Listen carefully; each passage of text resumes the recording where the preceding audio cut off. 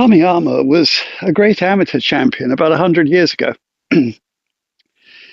And he emigrated to America, became a professional, and was very successful here as a professional golfer. He won several major events and later in life became a golf instructor. He moved to Boca Raton in Florida. And I suppose partly because he was from Edinburgh, a city I like, and he was a very well-educated man who wrote beautifully his famous book, How to Play Your Best Golf All the Time, subsequently. And also, he, on the cover of that book, was depicted, it was a photograph of him teaching, sitting in a chair with an umbrella and a pile of balls and his client. And I think that's how I'm likely to spend the rest of my life. So I have a soft spot for that. Now, he, in his book, demonstrated how the clubs should approach the ball. And he drew, I love the homespun drawings that he did.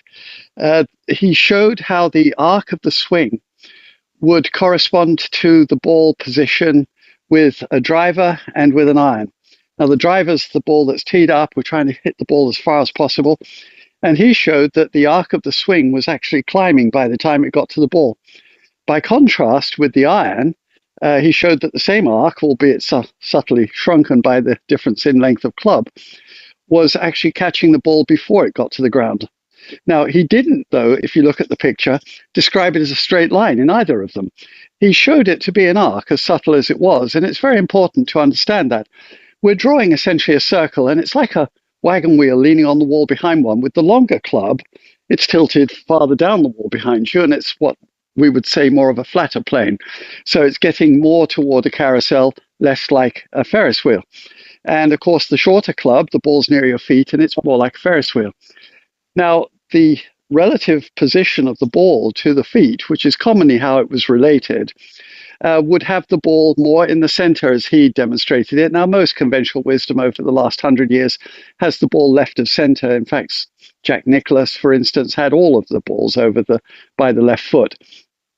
But his was that the ball would be nearer the center, but the hand slightly ahead with the iron.